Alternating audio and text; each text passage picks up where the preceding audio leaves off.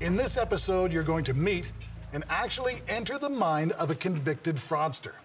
He used his brains as well as his charm to defraud many people out of their money, but more than that, he devastated the hearts of women he lured into the fraud, leaving a trail of financial ruin and broken hearts. This whole relationship was a sham. It was a scam. This fraud was not a victimless crime, and it left a path of ruin and heartache and bankruptcy and broken trust and sickness. I'm convinced that he's a sociopath. Always felt that I was on the periphery looking in. There were hundreds of thousands of dollars collected. His debt with my family alone was over $500,000. He preys on single mothers, mainly with children. I don't suspect that the people that I hurt are even close to being through this, to being healed. Jeff Kent targeted women in order to make his fraud work. He created a fictional life for himself. He became a financially secure doctor and convinced women to help him develop a new business. The business included online hotel reservations and was all just a scam. Kent used the business to steal people's credit card information and left the women holding the bag. I met Jeff. I was in a restaurant with my friend for dinner. After dinner, we moved to the bar, and Jeff was at the bar. He mentioned he was a doctor, but at the moment, he wasn't practicing. I really didn't think that it was going to ever go on beyond that meeting, and I was really quite grandiose in the story that I told her. I told her I was a doctor. There was this business at the same time he was doing. I told her that I had this travel business that I was focusing on at the time, and I wasn't practicing. She believed me. She trusted me. He mentioned that he has a daughter who is living in California, who is studying, had a wife, just passed away from cancer. At the moment, a family member has been battling cancer, and so it was kind of close to home and just kind of clicked right there. He could relate to what I was feeling, so. She had been married before and had a 9-year-old son, and she lived a pretty hard life, and I think that when she met me, she had a lot of hope. At the end of the night, we exchanged phone numbers, and just like any other single people meet, you know, at the restaurant, at the bar, at the movie. Just a normal scenario. She phoned me the next day, asked me out for lunch. Kent now had one of his future victims. Kent asked Natasha on several dates, and after a few months, the relationship started getting serious. Or so Natasha thought. He was a nice guy. He was a sweet guy. He was a caring person. He loved animals. For God's sakes, he adopted 2 pets for me. And that's what he does. That's his MO. He goes to family. He gets involved deeply. He goes to SPCA and adopts a pet. That just gets you all in a big, loving, happy family. I had all the sort of trappings that a doctor would have, apart from being a doctor. I had a nice home, I had a nice vehicle, I lived a very somewhat lavish and luxurious life. He would take people off medication and in front of me would give people medical advice and take stitches out. I mean, anything that a doctor would do. It's pretty surreal to watch him remove somebody's stitches or take them off like a psychotic medication. He went on holiday maybe about 4 months into our relationship. He kept calling all the time, emails.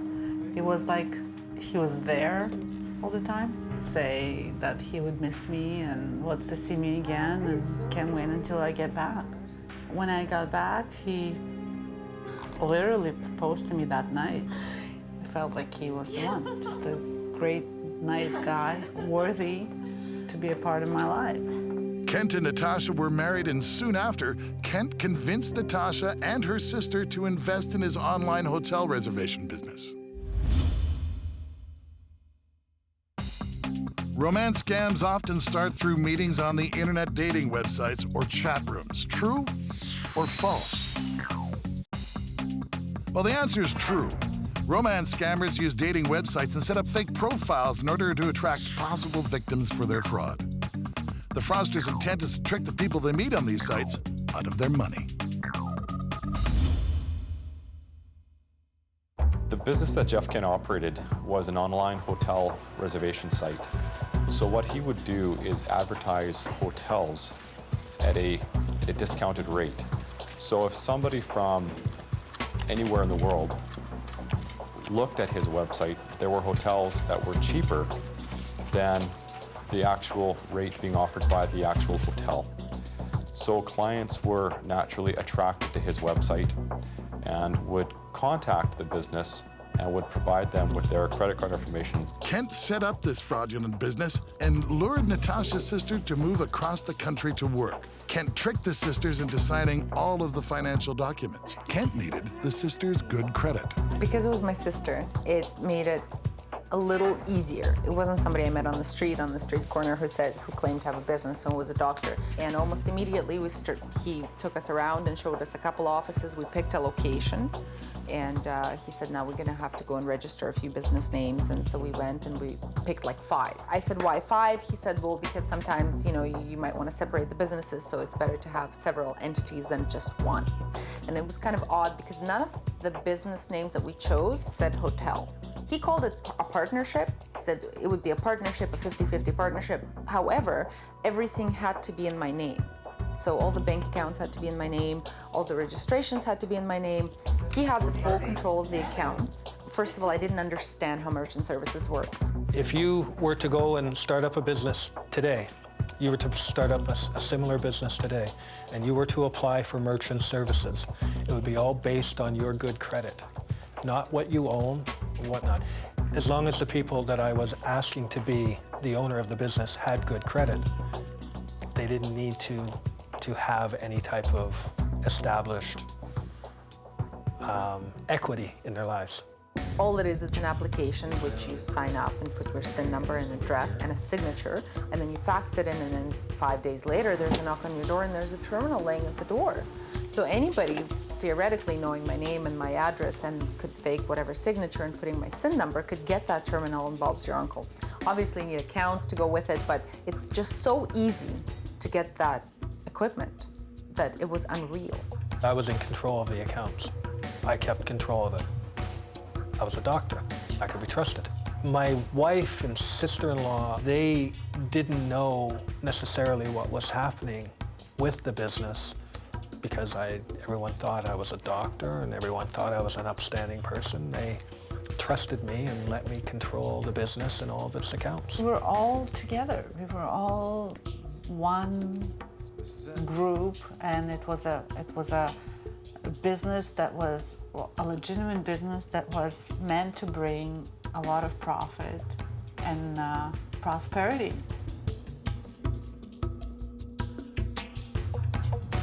The ticket cost on hotels is, average hotel is $150 a night. So if someone is staying an average of 2.5 nights, each sale would be $500. So on a lot of days, we would do 100 sales. That would be $50,000 in sales a day. The hotel reservation business brought in a lot of money. But Natasha and her sister started to get worried because they were receiving way too many customer complaints. Imagine showing up at a hotel thinking you had a reservation and the hotel has never heard of you. And they're calling me on my cell phone because we redirected, like when we would leave the office. He didn't do it, but I did. I directed like my regular phone line to my cell phone so I could catch those calls at night. I thought if it's a new customer or an existing customer service.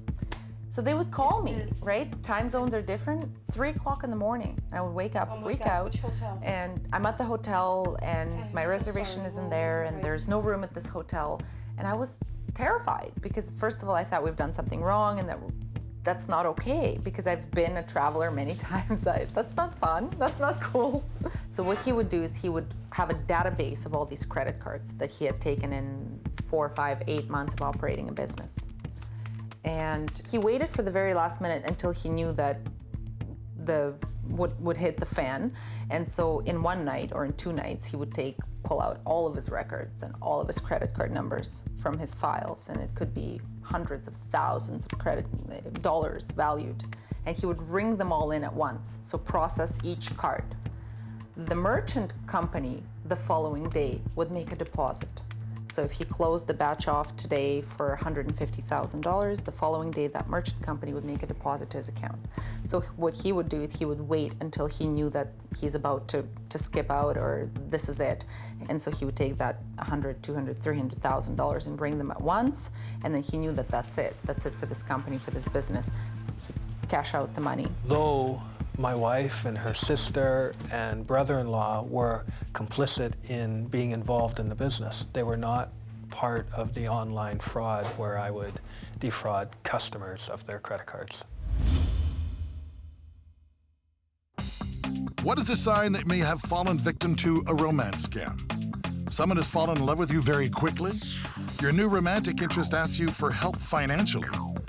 The person you are seeing is vague about their background and family history? All of the above. Well, the answer, of course, is all of the above. Although we all like to believe that love can happen quickly, normally it takes its own course in time. Secondly, if your new lover is vague about their family or they want to borrow money almost immediately, these are all signs that you may be involved in a romance scam. Kent was worried that some of the people he ripped off in the hotel might complain to the police. So he took the bold step of visiting the police department to find out any information on the investigation. Kent told me that he had been told by an investigator from Consumer Protection that the police had entered into a criminal investigation that was in conjunction with their investigation, and he simply wanted to come in and find out if he could help us. My first impression of Kent was he was trying to obtain information from the police as opposed to his expressed reason why he wanted to talk to us. When I started to interview him, he was asking me more questions than what I was trying to ask him. I had to stop Jeff during the interview and explain to him that that's not how the police investigation process is going to work, that somebody doesn't just walk in off the street and request information from the police about what we're investigating and what their role is in the investigation. Well, Detective Menzies knew something was up after this strange encounter with Kent. Menzies left the interrogation room and started to check Kent out. When I discovered there was in fact a victim that had come forward, and I started to present that information to Mr. Kent, he decided he did not want to speak any longer to me, maybe fearful that he was going to provide information to the police that was detrimental to him. Kent's house of cards was now very fragile and could come tumbling down at just about any moment. Kent used his smooth talking abilities and told the sisters that the police may want to talk to them. He calmly claimed that nothing was wrong and the police were just out to get him. Thought that at some point I was going to bail out the financial mess that I had created.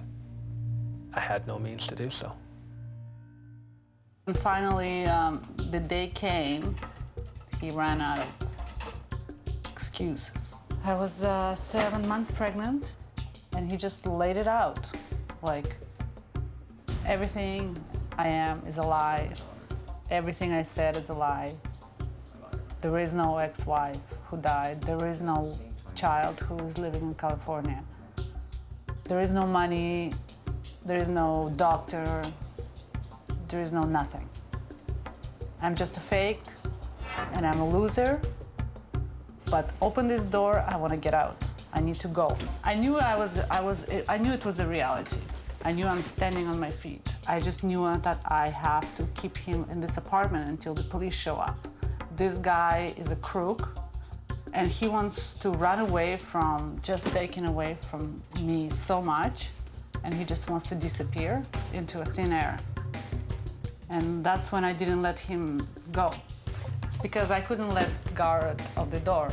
I stood there guarding the door. Took my head and started smacking it against the door. He walked over to the phone, called 911 and said, I'm trying to leave my house and my wife is not letting me go. And then they're asking him, put your wife on the phone. So this person at the end of the line can hear this conversation. Of course, she dispatches the police. The police arrived and arrested Kent for assault. He quickly made bail and disappeared into thin air. No one knew where he was, and the police now wanted to arrest him for the fraud. Police doggedly worked on the case to track down this serial fraudster. My child was born, and I had to have custody arrangements for my child, and it's just a must. And so Jeff Kent was nowhere to be found, and I Googled Jeff Kent's name, and this website came up, something medical BC, and Jeff Kent is on the list amongst numerous of doctors. There's a place on that page where you can make a comment about the doctor, and that's where I made a comment saying that not a doctor, a fraud, a criminal. If you think you've been the victim of a romance scam, what should you do? Arrange to meet the scammer in a public place so you can confront him or her? Cease all contact immediately. Advise the dating service and report the fraud to police. Play along with the scammer and try to trick him or her out of his money. Try to find other victims of the fraudster. Well, the answer is B. Dealing with fraud artists and scammers is a matter for the police. Report all you know about the fraudster to your local police. They may have other complaints, and they may be able to make an arrest. 2 years before we were able to process all of the information and determine the victims, put everything together, and I started learning about new victims still as I was investigating these businesses. He was still out there doing it exactly, and meeting people and socially engineering them to believe he was somebody that he wasn't. So when I arrested Jeff, he was in a house with one of his new victims, and her family had actually flown in to be with her for the wedding. The charges were fraud over $5,000. I think we had several counts because each of the women were a count and combined with the losses in the credit card companies. Jeff, he pled guilty and he was sentenced to 4 years in jail. Do I believe that he planned this? Yes, I do. But I don't think necessarily it was planned for me per se.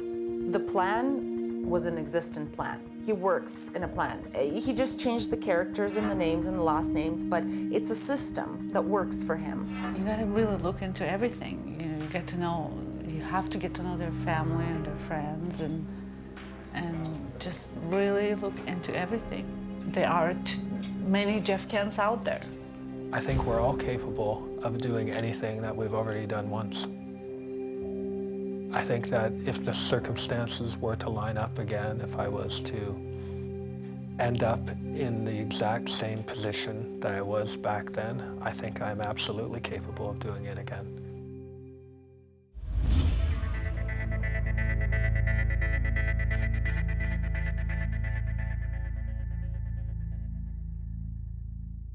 My biggest, I guess, buku is women. Romantic con artists, because there are a lot of men out there who are doing this. They're calling women, they're falling in love with these women on the internet. Women have been taken advantage of for so long, and then also there are men who have been taken advantage of because of women that are con artists. But the romantic con artist has not been discussed enough as far as I'm concerned. Don't just move on. Speak up, because the laws have not caught up with romantic con artists. We did not have internet laws 30 years ago. We do now, because we had to make the laws as the crimes were being committed. And this is one of those unspoken, unclaimed, uncharged crimes, because everybody tells them, oh, just move on, just get on with your life, just forget about it, just get him out of your life. Don't let him get away with it. Exactly. So please, women, men too, pay attention to what you're doing, how you're living, how you're what you're allowing someone to convince you to put on the internet. And that includes charge card numbers, everything. Be more discreet, physically and business-wise. It was just a friend's experience. I remember her losing her, she called it identity loss. And it was such a emotional experience for her. She really felt that she was, privacy was invaded. She felt very, very threatened. And it took her almost 6 months to get over that experience, actually. It's like someone coming into your home and stealing your stuff, right? So, yeah, and they took on her name, they took on her birth date, everything. And she had to change every ID she had. And it was really traumatic for her. I only remember that. I think sometimes online dating sites are a little bit of a scam. I don't know what to say. I mean, maybe it works for people, but I just think, be careful if you're going on there. I mean, it sure works, but I just think be careful.